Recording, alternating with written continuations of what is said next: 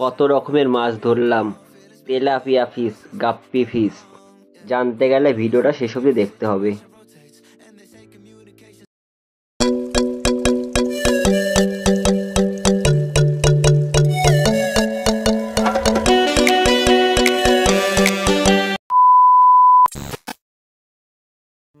তো এখন যে ভিডিওটা দেখছেন এটা হচ্ছে 1 সপ্তাহ আগের ভিডিও। তো ফ্রেন্ড, ভিডিওটা ভালো লাগলে চ্যানেলটা সাবস্ক্রাইব করে লাইক করতে ভুলবেন না। তো আমার কাকাবাড়ির পাড়ায় বর্ষা হলে এরকম জল জমে, তো সেখানে বিভিন্ন রকমের মাছ ধরতে পারা যায়। তো সেখান থেকে আমরা কিছু গাপ্পি ফিশ, কিছু তেলাপিয়া ফিশ ধরে নিয়ে এসেছি। তো দেখতেই পাচ্ছেন এই যে মাছগুলো, এখানে বিভিন্ন রকমের গাপ্পি ফিশ রয়েছে। এখান থেকে আমরা বেশ কিছু গাপ্পি ফিশ, বেশ কিছু তেলাপিয়া ফিশ ধরে নিয়ে এসেছি। তো এই দেখতে পাচ্ছেন এখানে খুব পরিমাণে গাপ্পি ফিশ রাস্তার উপর দিয়ে ঘুরে বেড়াচ্ছে। আর এই দেখুন তেলাপিয়া মাছ ঘুরে বেড়াচ্ছে। তো এখান থেকে আমরা ধরে নিয়ে এসেছি কিছু তেলাপিয়া মাছ, কিছু গাপ্পি মাছ। তো এগুলো হচ্ছে আমাদের ইন্ডিয়ান মশা খাওয়ার গাপ্পি মাছ।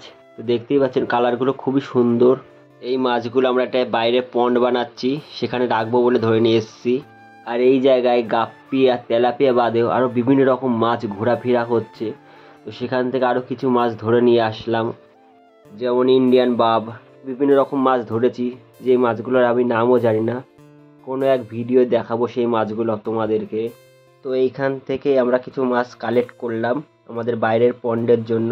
তো মাছগুলো কালারগুলো দেখুন, খুব সুন্দর কালার। তো আমরা ফিমেল মাছ খুব একটা পাইনি, বেশিরভাগই মেল ধরেছি। আর এই দেখুন তেলাপিয়া মাছগুলো, আমরা বেশ কিছু তেলাপিয়া মাছও ধরে নিয়ে এসেছিলাম, যেরকমটা বলেছিলাম।